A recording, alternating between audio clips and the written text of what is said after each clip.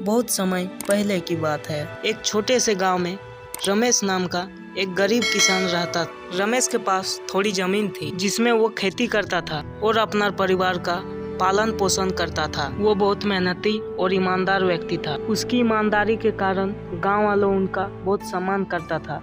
रमेश का परिवार में एक पत्नी, एक बेटी, एक बेटा और एक माँ। उनका जीवन सादगी और संतोष से भरा था। एक दिन जब रमेश अपने खेत में काम कर रहा तो उसे अचानक कुछ गिरते हुए देखा। उसके पास गया और उठाया और देखा बेशकीमती सोना का सिक्का है और सोचा घर ले जाकर अपनी पत्नी को दिखाएंगे। देखो, मुझे खेत में ये सोने का सिक्का मिला है। ये बहुत पुराना लगता है और ये मूल्यवान भी हो सकता है। रमेश का पत्नी ने सिक्का देखा और बोला, सच में बहुत कीमती है, परंतु ये हमारा नहीं है। हमें इसे गांव के मुखिया के पास ले जाना चाहिए और उन्हें इसके बारे में बताना चाहिए। शायद इसे कोई खोया। रमेश को पत्नी की बात सही लगी। वो दूसरे दिन सुबह उठकर सिक्का लेकर गांव के मुखिया के पास गया। मुखिया ने ईमानदारी की बहुत प्रशंसा किया और कहा, रमेश, तुमने अपना ईमानदारी से गांव का मान बढ़ाया है। मैं ये सिक्का अपने पास रख लूंगा और इसे कोई खोए हुए दावा करेगा तो मैं इसे लौटा दूंगा, लेकिन इसे अगर 6 महीना तक नहीं मांगता तो ये तुम्हारा होगा।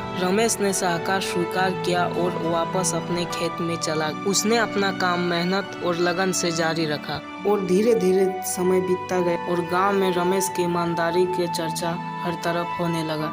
6 महीने बीत गया लेकिन कोई सिक्के का दावा करने नहीं आया। मुखिया ने रमेश को बुलाया और कहा, कोई भी ये सिक्का का मालिक होने दावा नहीं कर रहा है, इसलिए ये तुम्हारा है। रमेश ने सिक्का लिया और खुशी खुशी घर लौट आया और ये खुशखबरी अपनी पत्नी को सुनाई। अब उनके पास थोड़े और पैसे थे जैसे वो शिक्षा और जीवन बेहतरीन कर सकता था। रमेश ने सिक्का को बेचकर उस पैसों से अपने बच्चों की पढ़ाई खातिर सामग्री खरीदे और अपने खेत को और बेहतरीन बनाने के लिए कुछ उपकरण खरीदा। ये कहानी से ये सीखने को मिलता है कि ईमानदारी सबसे बड़ा धन। मेहनत और सच्चाई से किया गया काम वही रंग लाता है, चाहे समय कितना भी लगे।